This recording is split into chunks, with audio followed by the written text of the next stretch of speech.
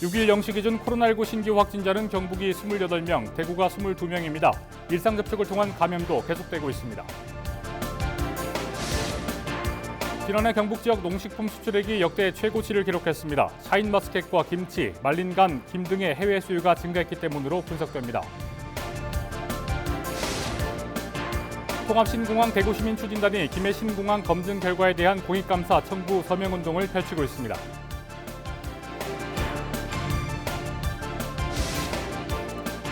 학생 수 감소로 폐교가 늘고 있습니다. 늘고 있는 폐교 활용 방안 짚어봅니다.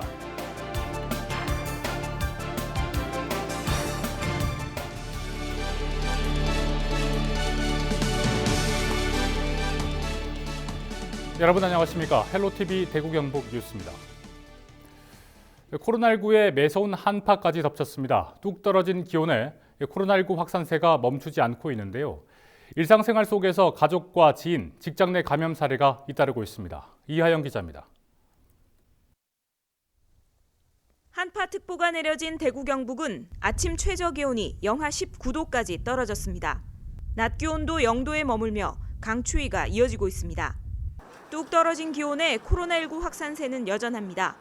6일 0시 기준 대구 경북 코로나19 신규 확진자는 50명으로 사흘 연속 50명대를 기록하고 있습니다. 교회발 확산세가 꺾이지 않고 있고 일상 속 가족과 지인, 직장 내 접촉을 통한 감염도 계속되고 있습니다. 지인 모임과 가족 내 접촉을 통한 감염으로 확진자가 지속해서 발생하고 있습니다. 코로나19 확진자의 두 자릿수 발생이 12월 11일부터 26일째 새해 들어 일주일 한 주간 일평균 30명 이상 발생이 5일간 지속되는 등 다시 우리의 일상을 파고들어 가족과 이웃의 안전을 크게 위협하고 있습니다. 언제 어디서 감염됐는지 감염 경로를 알 수 없는 확진자도 늘고 있습니다. 12월 초 6.6%였던 조용한 전파 비율이 1월 초 13.1%로 2배 늘었고 무증상 감염자 비율도 40%에 이르고 있습니다. 필요해가지고 검사를 받았는데 증상은 하나도 없었는데 확진자들이 이제 있을 수 있는 부분이 있고요. 또 하나는 확진자로부터 접촉자잖아요. 근데 이제 자기는 만약에 증상이 없어요. 확진자와 접촉했음에도 불구하고 증상이 없는데 확진이 나온 경우도 있거든요. 고강도의 사회적 거리 두기에도 코로나19 확산세가 좀처럼 꺾이지 않고 있는 만큼 방역 수칙을 철저히 지키는 것만이 가족과 이웃의 안전을 지킬 유일한 방법입니다. 헬로티비 뉴스 이하영입니다. 어디서 코로나19에 감염됐는지 알 수 없는 조용한 전파자 비율이 대구에서 한 달 새 2배 증가한 것으로 나타났습니다. 대구시는 전체 확진 사례 가운데 감염 경로가 불분명한 환자 비율이 12월 초에는 6.6%였으나 1월 초에는 13.2%로 2배 늘었다고 밝혔습니다. 대구시는 이런 상황을 고려해 임시선별검사소를 대구 스타디움에 추가로 설치 운영할 계획입니다. 네, 앞서 보신 것처럼 지난 1, 2차 대유행과는 다르게 최근에는 가족, 지인, 직장 동료 등을 통한 소규모 감염이 잇따르고 있습니다. 최근 일주일 사이에 대구에서 발생한 전체 코로나19 확진 사례 가운데 약 40%가 가족 간 전파자였는데요. 우리끼리는 괜찮겠지라는 생각 버려야겠습니다. 최근 대구 지역 코로나19 감염 양상 6일 오전 열린 대구시 브리핑 통해 자세히 살펴보시겠습니다.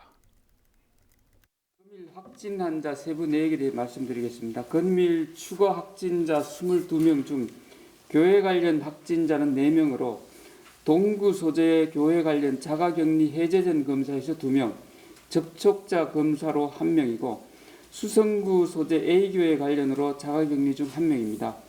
그 외 확진자의 접촉으로 11명이 확진되었습니다. 동대구의 워킹 서류를 통해 해외 입국자 중 1명이 확진되었으며 확진 후 타 지역으로 이관된 확진자 또 1명 있습니다. 감염원을 조사 중인 확진자는 5명으로 현재 역학조사가 진행 중에 있습니다. 최근 감염 양상에 대해 설명드리겠습니다. 일상생활 속에서 가족, 지인, 직장 내 감염 사례가 급격히 증가하고 있습니다. 최근 일주일간 대구에서 발생한 260건의 확진 사례 중 가족 간의 전파가 100여 건으로 가장 높은 비율을 차지하고 있습니다. 그 중에는 생신 모임, 친지 모임 등 비동거 가족 간의 왕래로 다수의 확진자가 발생한 사례도 포함되어 있습니다. 뿐만 아니라 부부간 모임, 지인 모임에서 확진자와 접촉한 이후에 가족뿐만 아니라 가족의 직장 동료, 가족들이 이용한 다중이용시설 등을 통한 N차 감염이 지속된 사례도 있습니다. 그리고 긴 시간 동안 함께하는 직장 내에서 휴게실을 함께 공유하고 적정한 거리와 환기가 되지 않는 환경에서 함께 식사하여 직원 다수가 확진된 사례도 있습니다. 사례는 참고해 주시기 바랍니다. 부정상 감염자로 인한 조용한 전파로 인해 가족, 지인, 직장 등 아는 사람끼리 만나면 괜찮겠지라는 작은 방심이 대규모 유행으로 전개될 수 있는 만큼 현재 추진 중인 연초 특별 방역 대책 준수가 절실히 필요하다는 말씀드리겠습니다.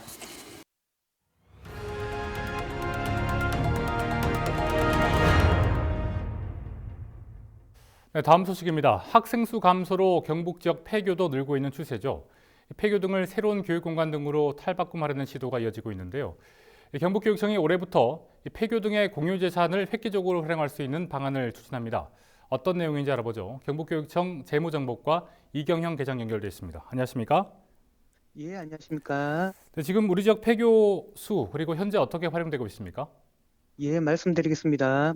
1982년부터 학교 통폐합 정책에 따른 총 폐교 수가 현재까지 729개교이고 이 중 483개교가 매각되었고 2020년 말 기준으로 보유하고 있는 폐교는 246개교입니다.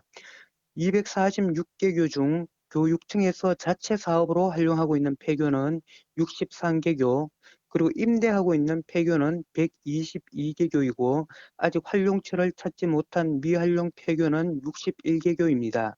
미활용 폐교의 경우는 폐교 관리비 절감과 관리의 효율성을 높이기 위해 임대나 입찰 매각을 통해 적극적으로 관리할 계획입니다.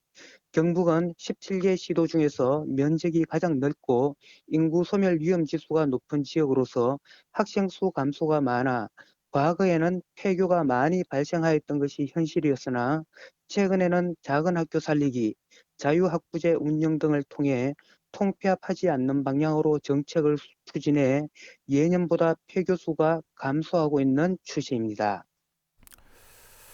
저희 남아있는 폐교에 대한 활용 방안이 궁금한데요. 캠핑장이나 교육 공간으로도 활용한다고 들었습니다. 예, 폐교는 학생문화예술체험장이나 학교교육지원센터, 학생안전체험관, 한국어교육센터 등으로 교육청에서 자체 사업으로 활용 중입니다. 자체 사업으로 활용 중인 시설들을 간략히 말씀드리면 먼저 교육용 시설로서 전통문화체험학교, 청소년 생활훈련원, 독서 캠핑장, 환경학교 등이 있으며 그리고 두 번째 주민체육시설로서 게이트볼장, 시민 테니스장 등을 운영하고 있습니다.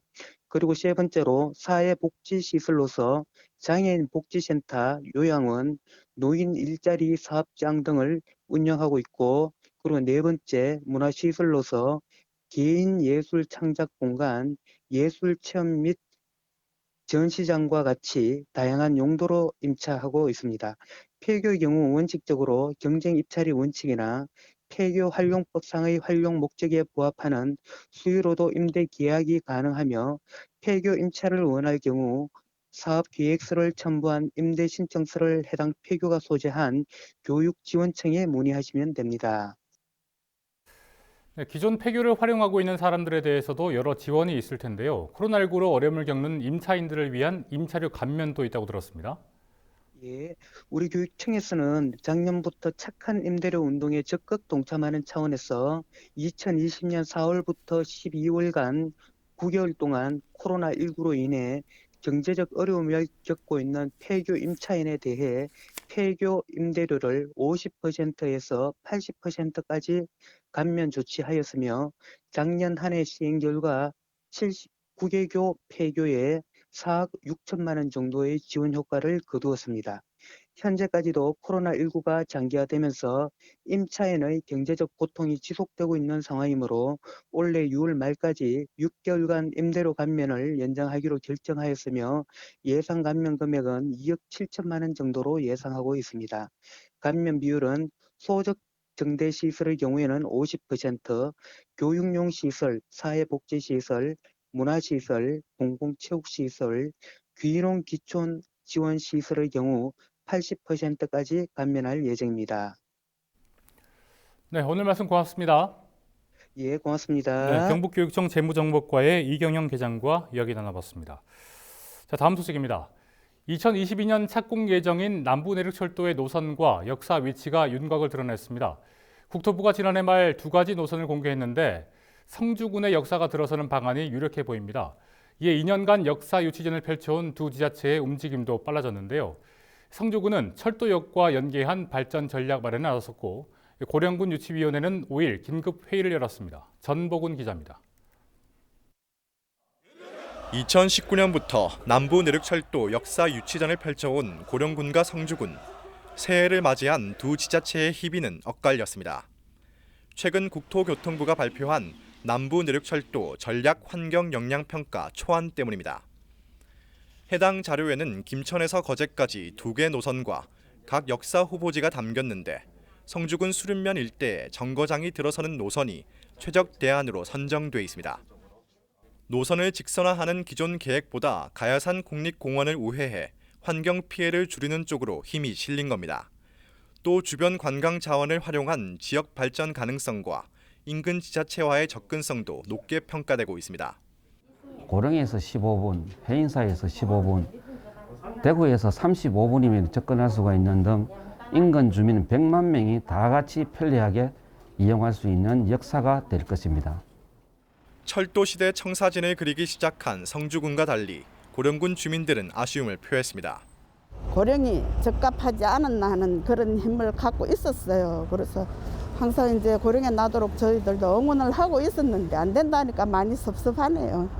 계속 유치되는 줄 알고 기대를 하고 있었어요.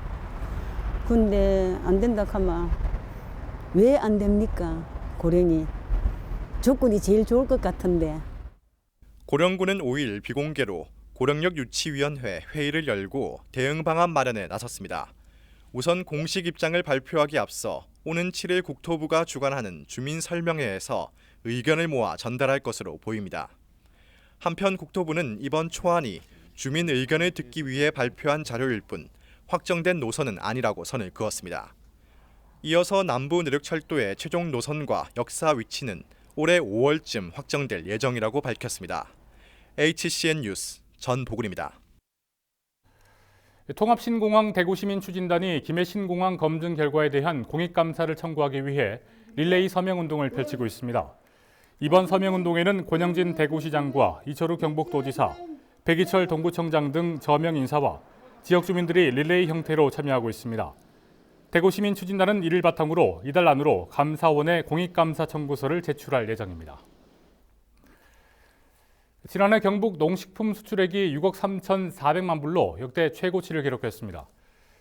이는 전년 대비 20%가량 는 것으로 중국 등에서 껍질째 먹는 포도 샤인머스켓과 배추와 김치, 말린 감, 김 등의 수요가 증가한 데 따른 영향으로 분석됩니다. 경북도는 올해도 신남방 지역 등 성장 잠재력이 큰 시장을 개척해 농식품 수출 성장세를 이어갈 계획입니다. 경북교육청이 1월 한 달 동안 초등학생 학습 지원을 위한 온학교를 운영합니다. 온학교는 온라인 초등학습 플랫폼으로 실시간 온라인 수업과 자기주도 학습으로 꾸며졌습니다. 실시간 온라인 수업은 수업 선도교사와 수업 연구교사가 오전 11시부터 40분 내외로 운영하고 자기주도적 학습은 EBS 원격 수업 학습 꾸러미를 제작한 교사들이 콘텐츠를 제작합니다. 온학교 운영 첫날인 지난 4일에는 7,500여 명의 학생들이 참여해 수업을 들었습니다. 대구시 교육청이 새해에는 개별화 교육에 초점을 두겠다고 밝혔습니다. 강은희 교육감은 6일 열린 기자간담회에서 개별화 교육의 일환으로 IT 기술을 활용한 교육, 이른바 에듀테크를 활용해 학생들이 자기주도적 학습 평가를 할 수 있도록 지원하겠다고 밝혔습니다. 또 1수업 2교사제 등 코로나19로 인한 학력 격차를 줄이기 위한 다양한 과정과 학생들의 정서 함양을 위한 맞춤형 심리 상담, 명상교육 등도 함께 추진하겠다고 설명했습니다.